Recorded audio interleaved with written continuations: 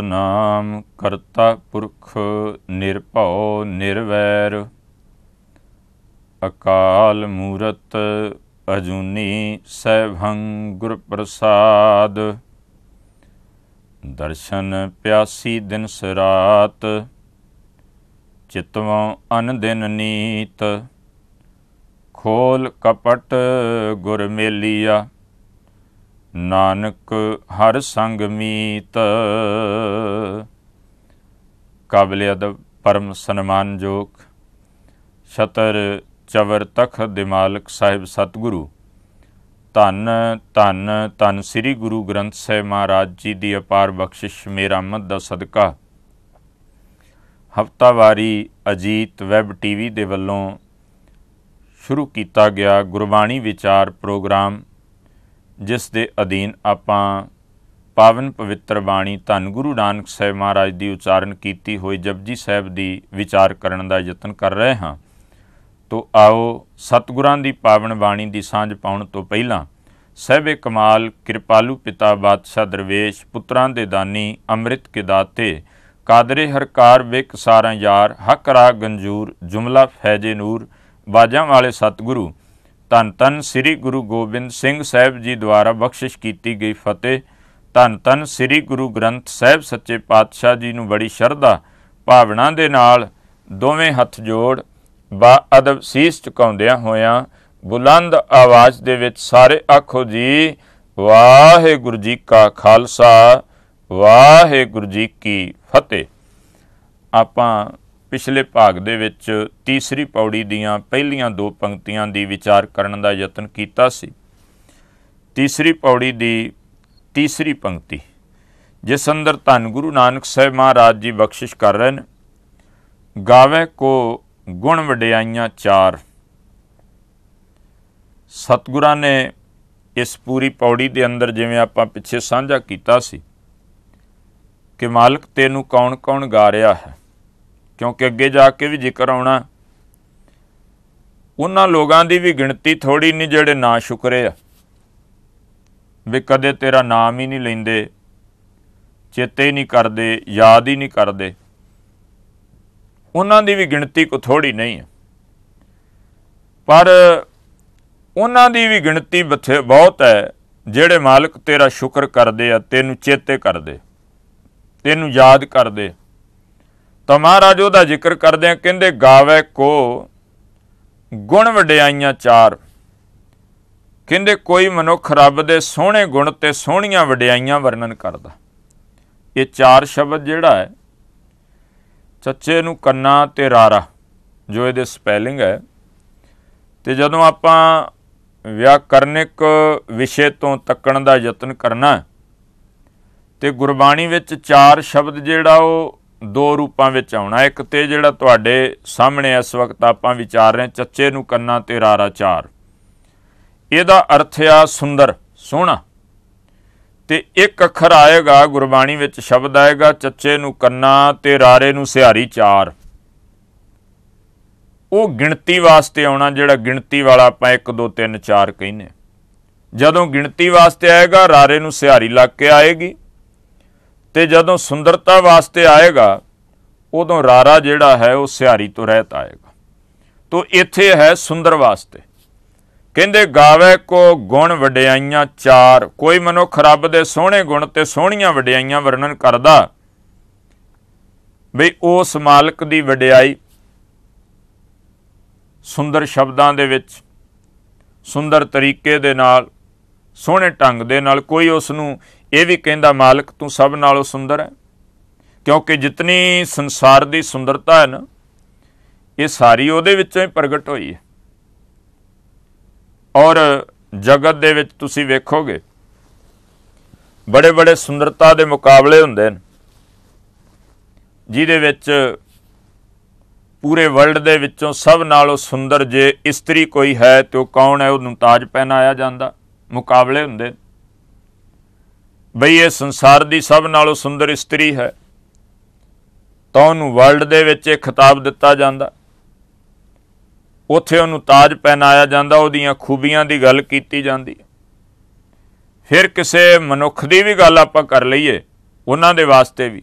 ਪਰ ਕਿਸੇ ਦੇ ਅੰਦਰ ਇਹ ਵਿਚਾਰ ਨਹੀਂ ਆਉਂਦੀ ਵੀ ਜਿਹੜੇ ਪਰਮੇਸ਼ਰ ਅਕਾਲ ਪੁਰਖ ਨੇ ਇਹਦੀ ਘਾੜਤ ਘੜੀ ਆ, ਉਹ ਆਪ ਕਿੰਨਾ ਸੋਹਣਾ ਹੋਵੇਗਾ। ਜਾਪ ਸਾਹਿਬ ਦੀ ਬਾਣੀ ਅੰਦਰ ਧੰਨ ਗੁਰੂ ਕਲਗੀਧਰ ਪਾਤਸ਼ਾਹ ਦਸਮ ਪਾਤਸ਼ਾਹ ਮਹਾਰਾਜ ਕਹਿੰਦੇ ਆ, ਸਾਹਿਬ ਦਿਮਾਗ ਹੈ ਕਿ ਹੁਸਨਲ ਚਰਾਗ ਹੈ। ਮਾਲਕ ਤੁਹਾਡੀ ਜਿਹੜੀ ਸੁੰਦਰਤਾ ਨਾ, ਉਹਨੂੰ ਬਿਆਨ ਨਹੀਂ ਕੀਤਾ ਜਾ ਸਕਦਾ। ਔਰ ਉਹ ਜਿਤਨੀ ਕਾਇਨਾਤ ਹੈ, ਕੁਦਰਤ ਹੈ, ਆਪਾਂ ਕੁਦਰਤ ਨੂੰ ਵੇਖਦੇ ਹਾਂ। ਕੁਦਰਤ ਵੱਲ ਵੇਖ ਕੇ ਜਿਨੇ ਐਸੇ ਐਸੇ ਫੁੱਲ ਪੈਦਾ ਕੀਤੇ, ਐਸੇ ਝਰਨੇ ਬਣਾਏ, ਐਸੀਆਂ ਨਦੀਆਂ ਚੱਲ ਰਹੀਆਂ, ਐਸੇ ਐਸੇ ਜਿਹੜਾ ਉਹ ਮਾਲਕ ਨੇ ਕੁਦਰਤ ਦੇ ਵਿੱਚ ਨਜ਼ਾਰੇ ਜਿਹੜੇ ਨੇ ਉਹ ਪ੍ਰਗਟ ਕੀਤੇ ਨੇ, ਹੈ ਤਾਂ ਉਹਦੇ ਵਿੱਚੋਂ ਹੀ ਨੇ। ਉਹ ਆਪ ਕਿਤਨਾ ਸੁੰਦਰ ਹੈ, ਆਪ ਕਿਤਨਾ ਸੋਹਣਾ ਹੈ। ਤੇ ਸਰਗੁਣ ਸਰੂਪ ਦੇ ਵਿੱਚ ਮਹਾਰਾਜ ਕਹਿੰਦੇ ਜਿਤਨੀ ਸੁੰਦਰਤਾ ਹੈ ਸਾਰੀ ਉਸ ਪਰਮੇਸ਼ਰ ਦੀ ਹੈ, ਅਕਾਲ ਪੁਰਖ ਵਾਹਿਗੁਰੂ ਦੀ ਹੈ। ਔਰ ਮਹਾਰਾਜ ਕਹਿੰਦੇ ਕੋਈ ਉਹਦੀਆਂ ਵਡਿਆਈਆਂ ਇਸ ਢੰਗ ਦੇ ਨਾਲ ਗਾਉਂਦਾ ਬਈ ਉਹ ਮਾਲਕ ਮੇਰਾ ਕਿਤਨਾ ਸੁੰਦਰ ਹੈ, ਕਿਤਨਾ ਸੋਹਣਾ ਹੈ, ਇਸ ਢੰਗ ਦੇ ਨਾਲ ਉਸ ਅਕਾਲ ਪੁਰਖ ਦੀ ਵਡਿਆਈ ਕੀਤੀ ਜਾਂਦੀ। ਗਾਵੇ ਕੋ ਗੁਣ ਵਡਿਆਈਆਂ ਚਾਰ, ਉਹਦੇ ਗੁਣਾਂ ਦਾ ਵਰਣਨ ਕਰਦਾ। ਉਸ ਮਾਲਕ ਦੇ ਗੁਣਾਂ ਦੇ ਵਿੱਚ ਆ ਜਾਏਗਾ ਜਿਤਨੇ ਵੀ ਗੁਣ ਅਸੀਂ ਇਹ ਜਿਤਨੇ ਨਾਮ ਰੱਖੇ ਆ ਨਾ, ਦਿਆਲ, ਕਿਰਪਾਲ, ਦਮੋਦਰ, ਬੀਠਲ ਗੁਰਬਾਣੀ ਵਿੱਚ, ਇਹ ਸਾਰੇ ਨਾਮ ਉਸ ਮਾਲਕ ਦੇ ਗੁਣਾਂ ਨੂੰ ਵੇਖ ਕੇ, ਕਿਸੇ ਨੂੰ ਦਿਆਲਤਾ ਕਰਦਿਆਂ ਵੇਖਿਆ ਦਿਆਲੂ ਆਖ ਦਿੱਤਾ, ਕਿਰਪਾਲੂ ਹੋਇਆ ਵੇਖਿਆ ਕਿਰਪਾਲਤਾ ਵਾਲਾ ਕਹਿ ਦਿੱਤਾ। ਉਹ ਅਕਾਲ ਪੁਰਖ ਮਾਲਕ ਦੇ ਕਹਿੰਦੇ ਗੁਣਾਂ ਦਾ ਵਰਣਨ ਹੋ ਨਹੀਂ ਸਕਦਾ।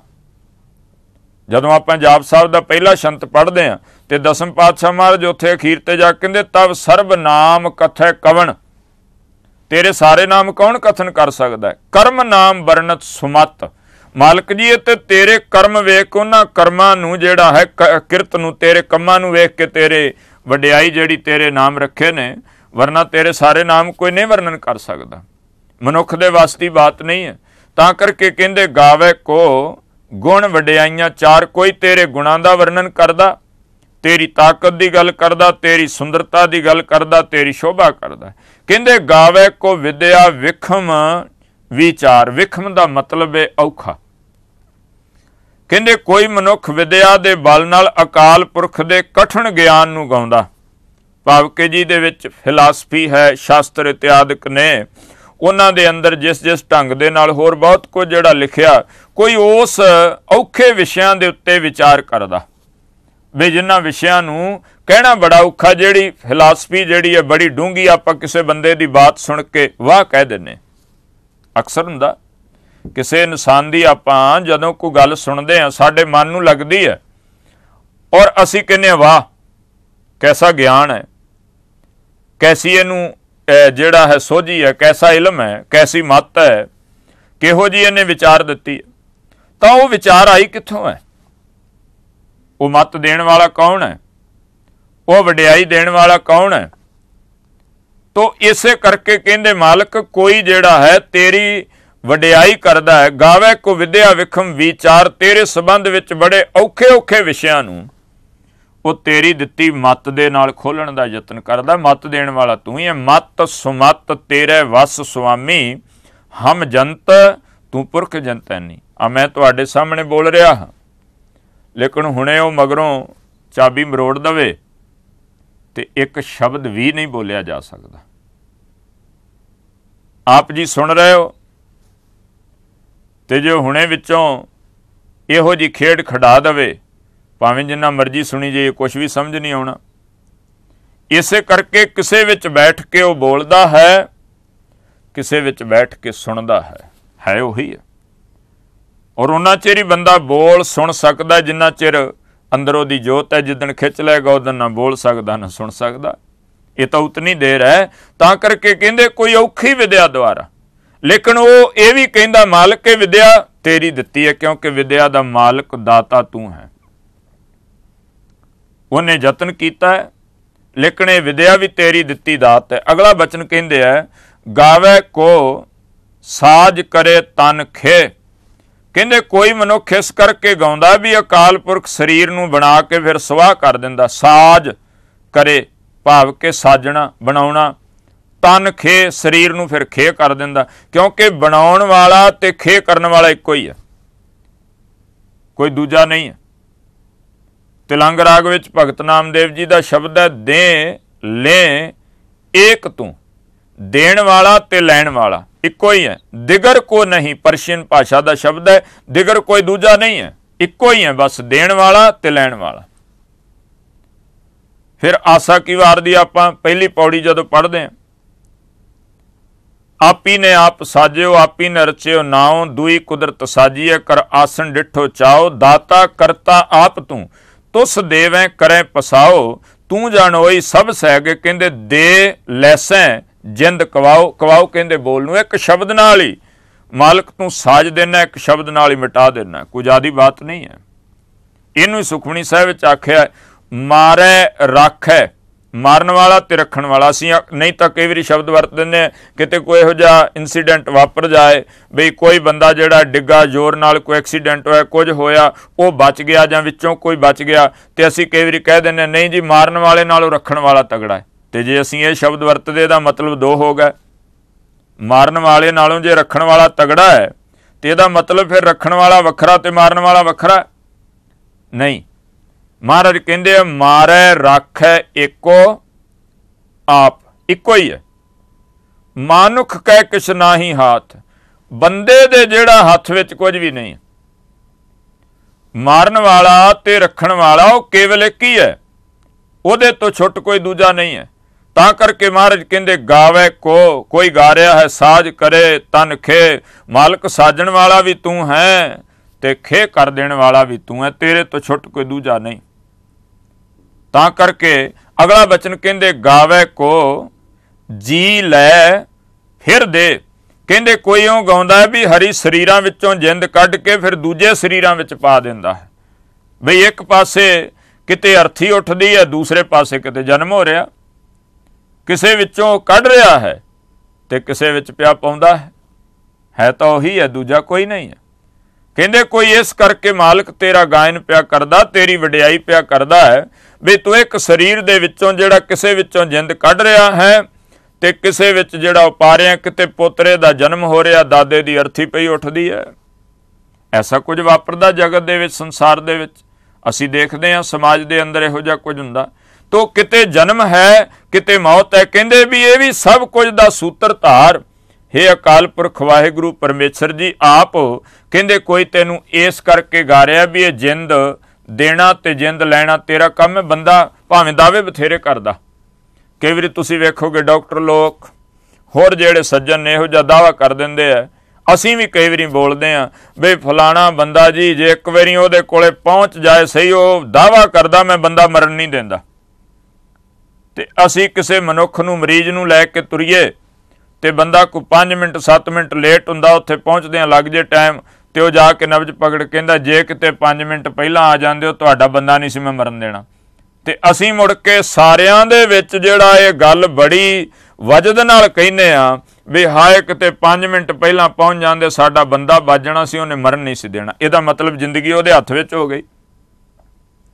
पर सतगुरु गुरबाणी विच की कहिंदे आ, महाराज कहिंदे आ कि भाई वैदां संदां संग इकट्ठा होया, औखद आए रास विच आप खलोया। बाबे कबीर दा फिर एक सलोक, कबीर वैद कहे हों ही भला मैं सियाणा हाँ, दारू मेरे वस, दवा दारू करना मेरे वस विच है। पर कहंदे ठीक है दवा दारू करना तेरे वस विच है, पर जिंद देनी ते लैनी ये तो बस्त गोपाल की, ये ते परमेश्वर दी है। जब भावै लेखस जदों दा दिल करा उहने खो लैनी है, इनू नहीं कोई रख सकदा। इसे करके इहो जिहा दावा करना जां असीं मन बईए बई शायद जीवन देना लैना किसी मनुख नहीं, नहीं कदे भी इहो जिहा कुछ हुंदा ते चेता रखियो बहुत थावां ते हत्थ विच नब्जां पकड़ियां पकड़ाइयां रह जांदियां ने, नहीं रह पाउंदा। तां करके महाराज कहंदे को इस करके गा रहा। अगला बचन कहंदे गावे को जापै दिसै दूर। कहंदे कोई तैनू जिहड़ा है वो गा रहा मालक, वो आखदा भी अकाल पुरख दूर जापदा, ते कोई कहंदा बई वो मालक जिहड़ा दूर दिसदा, कोई कहंदा नहीं बड़ी नेड़े दिसदा। गावे को जापै दिसै दूर, गावे को वेखै हादरा हदूर। हादरा हदूर दा अर्थ है हाजर नाजर हर थां दे उत्ते, ਜਿਹਨੂੰ ਆਪਾਂ ਜਿਵੇਂ ਭਗਤ ਨਾਮਦੇਵ ਜੀ ਹੋਣਾ, ਪਰ ਉਹ ਕਹਿੰਦੇ ਸਮਝਦਾ ਇਹ ਗੱਲ ਕੋਈ ਵਿਰਲਾ ਬੰਦਾ ਹੀ ਹੈ। ਏਕ ਅਨੇਕ ਵਿਆਪਕ ਪੂਰਕ, ਇੱਕ ਵਿੱਚ ਅਨੇਕਤਾ ਰੂਪ ਹੋ ਕੇ ਇੱਕੋ ਹੀ ਪਰਮੇਸ਼ਰ ਸਾਰਿਆਂ ਵਿੱਚ ਪਸਰਿਆ। ਏਕ ਅਨੇਕ ਵਿਆਪਕ ਪੂਰਕ, ਜਤ ਦੇਖੋ ਤਤ ਸੋਈ, ਮਾਇਆ ਚਿੱਤਰ ਵਿਚਿੱਤਰ, ਵਿਮੋਹਤ ਬਿਰਲਾ ਬੂਝੈ ਕੋਈ। ਸਭ ਗੋਬਿੰਦ ਹੈ, ਸਭ ਗੋਬਿੰਦ ਹੈ, ਗੋਬਿੰਦ ਬਿਨ ਨਹੀਂ ਕੋਈ, ਉਹਦੇ ਤੋਂ ਬਗੈਰ ਹੈ ਹੀ ਕੋਈ ਨਹੀਂ। ਕਹਿੰਦੇ ਕੋਈ ਤੈਨੂੰ ਇਤਨਾ ਹਾਜ਼ਰ ਨਾਜ਼ਰ ਹਰ ਥਾਂ ਤੇ ਕੋਈ, ਅਸੀਂ ਅੱਜ ਵੀ ਜਦੋਂ ਗੱਲ ਕਰਦੇ ਹਾਂ ਬਹੁਤਾਤ ਦੇ ਵਿੱਚ, ਕਹਿੰਦੇ ਉਹ ਉੱਪਰਲਾ ਤਾਂ ਵੇਖਦਾ। ਜਦੋਂ ਅਸੀਂ ਉੱਪਰਲਾ ਕਹਿ ਦਿੰਦੇ ਹਾਂ ਤਾਂ ਇਹਦਾ ਮਤਲਬ ਹੈ ਵੀ ਰੱਬ ਕਿਸੇ ਅਸਮਾਨ ਤੇ ਬੈਠਾ, ਇਹੋ ਜਿਹੀ ਵਿਚਾਰ ਹੋ ਗਈ। ਪਰ ਮਹਾਰਾਜ ਕਹਿੰਦੇ ਉਹ ਅਕਾਲ ਪੁਰਖ ਵਾਹਿਗੁਰੂ ਪਰਮੇਸ਼ਰ ਜਿਹੜਾ ਹਰ ਥਾਂ ਤੇ ਵੇਖਣ ਵਾਲਾ, ਹਰ ਥਾਂ ਤੇ ਹਾਜ਼ਰਾ ਹਜ਼ੂਰ ਹੈ। ਸਦ ਹਜ਼ੂਰ ਹਾਜ਼ਰ ਹੈ ਨਾਜ਼ਰ, ਕਤੈ ਨਾ ਭਇਓ ਦੁਰਾਈ। ਉਹ ਕਿਤੇ ਦੂਰ ਨਹੀਂ ਹੈ, ਹਰ ਥਾਂ ਤੇ ਨੇੜੇ ਹੈ, ਕਿਤੇ ਵੀ ਦੂਰ ਨਹੀਂ। ਮਹਾਰਾਜ ਕਹਿੰਦੇ ਉਹ ਅਕਾਲ ਪੁਰਖ ਹਰ ਥਾਂ ਤੇ ਤੇਰੇ ਨਾਲ ਵਸਦਾ ਹੈ। ਤਾਂ ਕਰਕੇ ਕਹਿੰਦੇ ਕਿਸੇ ਨੇ ਉਹਨੂੰ ਦੂਰ ਜਾਣਿਆ। ਜਿਹੜੇ ਦੂਰ ਜਾਣਦੇ ਆ ਉਹ ਫਿਰ ਇਹੋ ਜਿਹੇ ਕਰਮ ਕਰਦੇ ਆ, ਉਸ ਪਰਮੇਸ਼ਰ ਤੋਂ ਡਰਦੇ ਨਹੀਂ। ਜਿਹੜੇ ਉਹਨੂੰ ਹਾਜ਼ਰ ਨਾਜ਼ਰ ਜਾਣਦੇ ਆ ਉਹ ਕਹਿੰਦੇ ਇੱਥੇ ਭਾਵੇਂ ਕੋਈ ਇਨਸਾਨ ਨਹੀਂ ਵੇਖ ਰਿਹਾ ਪਰ ਪਰਮੇਸ਼ਰ ਤਾਂ ਵੇਖ ਰਿਹਾ। ਦੇਖ ਕਿਵਾੜਨਕ ਪੜਦੇ ਮੈਂ ਪਰਦਾਰਾ ਸੰਗ ਫਾਕੈ, ਚਿੱਤਰ ਗੁਪਤ ਜਬ ਲੇਖਾ ਮੰਗੈ, ਤਬ ਕੌਣ ਪੜਦਾ ਤੇਰੇ ਟਾਕੈ। ਫਿਰ ਕਹਿੰਦੇ ਹੱਟ ਪੱਟਣ ਵਿੱਚ ਮੰਦਰ ਭੰਨੈ, ਕਰ ਚੋਰੀ ਘਰ ਆਵੈ, ਅੱਗੋਂ ਦੇਖੈ ਪਿੱਛੋਂ ਦੇਖੈ, ਤੁਝ ਤੇ ਕਹਾਂ ਛੁਪਾਵੇ। ਤੇਰੇ ਤੋਂ ਕਿੱਥੇ ਛੁਪਾਏਗਾ। ਫਿਰ ਅਗਲਾ ਬਚਨ ਕਹਿ ਰਹੇ ਨੇ, ਕਥਨਾ ਕਥੀ ਨਾ ਆਵੇ ਤੋਟ, ਕਥ ਕਥ ਕਥੀ ਕੋਟੀ ਕੋਟ ਕੋਟ। ਕਹਿੰਦੇ ਕਰੋੜਾਂ ਹੀ ਜੀਵਾਂ ਨੇ ਬੇਅੰਤ ਵਾਰੀ ਅਕਾਲ ਪੁਰਖ ਦੇ ਹੁਕਮ ਦਾ ਵਰਣਨ ਕੀਤਾ। ਜਿਵੇਂ ਗਾਉਣ ਦੀ ਗੱਲ ਕੀਤੀ ਵੀ ਇਹ ਇਸ ਤਰ੍ਹਾਂ ਗਾ ਰਿਹਾ, ਇਸ ਤਰ੍ਹਾਂ ਗਾ ਰਿਹਾ। ਕਹਿੰਦੇ ਕਰੋੜਾਂ ਹੀ ਜੀਵ, ਕੋਟ ਦਾ ਅਰਥ ਇੱਥੇ ਹੈ ਕਰੋੜਾਂ। ਕਰੋੜਾਂ ਹੀ ਜੀਵਾਂ ਨੇ ਬੇਅੰਤ ਵਾਰ, ਕਰੋੜਾਂ ਹੀ ਵਾਰ ਅਕਾਲ ਪੁਰਖ ਦੇ ਹੁਕਮ ਦਾ ਵਰਣਨ ਕੀਤਾ, ਪਰ ਹੁਕਮ ਦੇ ਵਰਣਨ ਕਰਨ ਦੀ ਤੋਟ ਨਹੀਂ ਆ ਸਕੀ। ਭਾਵ ਕਿ ਉਹਦਾ ਵਰਣਨ ਨਹੀਂ, ਉਹਦੇ ਹੁਕਮ ਦਾ ਅੰਤ ਨਹੀਂ ਪਾਇਆ ਜਾ ਸਕਦਾ, ਉਹਦੇ ਹੁਕਮ ਦਾ ਸਰੂਪ ਨਹੀਂ ਲੱਭਿਆ ਜਾ ਸਕਦਾ। ਬਈ ਉਹਨੂੰ ਕਿਤਨਾ ਵੀ ਕਥਨ ਕੀਤਾ ਜਾਏ ਉਸ ਮਾਲਕ ਦਾ ਕਥਨ ਨਹੀਂ ਕੀਤਾ ਜਾ ਸਕਦਾ। ਤਾਂ ਹੀ ਆਪਾਂ ਬਚਨ ਪੜ੍ਹਦੇ ਹਾਂ ਗੁਰੂ ਨਾਨਕ ਸਾਹਿਬ ਮਹਾਰਾਜ ਦਾ, ਕਿਆ ਹੋ ਕਥੀ ਕਥੇ ਕਥ ਦੇਖਾਂ, ਮੈਂ ਅਕਥ ਨਾ ਕਥਨਾ ਜਾਈ, ਜੋ ਤੁਧ ਭਾਵੈ ਸੋਈ ਆਖਾਂ, ਤਿਲ ਤੇਰੀ ਵਡਿਆਈ। ਮਾਲਕ ਤੇਰਾ ਕਥਨ ਮੈਂ ਕਿੱਥੋਂ ਕਰ ਸਕਦਾ ਹਾਂ, ਤੂੰ ਕਥਿਆ ਨਹੀਂ ਜਾ ਸਕਦਾ, ਤੂੰ ਅਕਥ ਹੈ। ਸ਼ਬਦ ਅਕਥ ਵਰਤਿਆ, ਜਿਹਦਾ ਕਥਨ ਨਹੀਂ ਹੋ ਸਕਦਾ। ਅਸੀਂ ਕਿਤੇ ਵੀ ਇਸੇ ਕਰਕੇ ਗੁਰਬਾਣੀ ਦੇ ਅੰਦਰ, ਅਸੀਂ ਭਾਵੇਂ ਅੱਜ ਲੋਕ ਦਾਅਵੇ ਕਰਨ ਲੱਗ ਪਏ, ਲੇਕਿਨ ਗੁਰੂ ਸਾਹਿਬ ਨੇ ਗੁਰਬਾਣੀ ਦੇ ਅੰਦਰ ਕਿਤੇ ਵੀ ਜਾ ਕੇ ਨਹੀਂ ਆਖਿਆ ਵੀ ਜੋ ਕਹਿ ਦਿੱਤਾ ਇਹ ਅਖੀਰ ਹੈ, ਇਹਦੇ ਤੋਂ ਅੱਗੇ ਨਹੀਂ ਹੈ। ਮਹਾਰਾਜ ਕਹਿੰਦੇ ਅੰਤ ਨਹੀਂ ਉਹਦਾ। ਤਾਂ ਕਰ ਕਹਿੰਦੇ ਕਥਨਾ ਕਥੀ ਨਾ ਆਵੇ ਤੋਟ, ਕਿਤਨਾ ਕਥੀ ਜਾਈਏ। ਕਥ ਕਥ ਕਥੀ ਕੋਟੀ ਕੋਟ ਕੋਟ। ਗੁਰੂ ਨਾਨਕ ਸਾਹਿਬ ਦਾ ਇੱਕ ਸ਼ਬਦ ਪੜ੍ਹਦੇ ਆ, ਮਹਾਰਾਜ ਕਹਿੰਦੇ ਕੋਟ ਕੋਟੀ, 1 ਸਾਲ 50 ਸਾਲ 60 ਸਾਲ ਨਹੀਂ, ਕਰੋੜਾਂ ਸਾਲ ਉਮਰ ਹੋ ਜਾਏ। ਕੋਟ ਕੋਟੀ ਮੇਰੀ ਆਰਜਾ, ਪਵਨ ਪੀਣ ਪਿਆਓ, ਚੰਦ ਸੂਰਜ ਦੇ ਗੁਫੈ ਨਾ ਦੇਖਾਂ, ਸੁਪਨੇ ਸੌਣ ਨਾ ਥਾਓ। ਪਰ ਕਹਿੰਦੇ ਭੀ ਤੇਰੀ ਕੀਮਤ ਨਾ ਪਵੈ, ਹੋਂ ਕਿਵੜ ਆਖਾਂ ਨਾ। ਤੇਰੀ ਵਡਿਆਈ ਕਿੱਥੋਂ ਕੀਤੀ ਜਾ ਸਕਦੀ। ਜਿਹਨੂੰ ਆਸਾ ਕੀ ਵਾਰ ਦੀ ਅਖੀਰਲੀ ਪੌੜੀ ਵਿੱਚ ਆਖਿਆ, ਵੱਡੇ ਕੀਆਂ ਵਡਿਆਈਆਂ ਕਿਛ ਕਹਿਣਾ ਕਹਿ ਨਾ ਜਾਏ।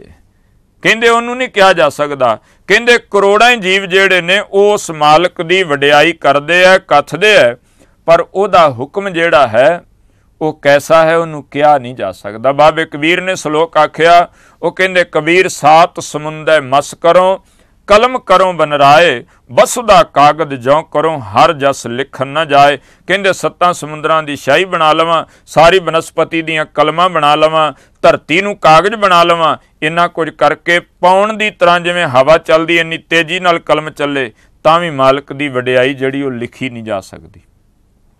ਉਹਦਾ ਅੰਤ ਨਹੀਂ ਪੈ ਸਕਦਾ, ਉਹਦਾ ਕੋਈ ਅਖੀਰ ਨਹੀਂ ਹੈ। ਮਹਾਰਾਜ ਇੱਥੇ ਵੀ ਕਹਿ ਰਹੇ ਨੇ ਕਥ ਕਥ ਕਥੀ ਕੋਟੀ ਕੋਟ ਕੋਟ। ਕਰੋੜਾਂ ਜੀਵ ਕਰੋੜਾਂ ਵਾਰੀ ਹੀ ਮਾਲਕ ਤੇਰਾ ਵਰਣਨ ਕਰਦੇ ਹੈ, ਪਰ ਸੰਸਾਰ ਤੋਂ ਤੇਰੀ ਵਡਿਆਈ, ਕਿਉਂਕਿ ਐਸਾ ਨਹੀਂ ਹੈ ਵੀ ਜਦੋਂ ਤੈਨੂੰ ਕੋਈ ਇੰਨਾ ਕਥ ਲਿਆ ਤੇ ਤੂੰ ਉਹਨਾਂ ਘਟ ਗਿਆ। ਨਹੀਂ, ਮਹਾਰਾਜ ਕਹਿੰਦੇ ਜਿਸ ਤਰ੍ਹਾਂ ਦੇ ਰੂਪ ਵਿੱਚ ਵੀ ਕੋਈ ਵੇਖਦਾ ਹੈ ਤੂੰ ਉਹਨੂੰ ਹੋਰ ਉਹੋ ਜਿਹਾ ਵਿਸ਼ਾਲ ਦਿਸਦਾ ਹੈ।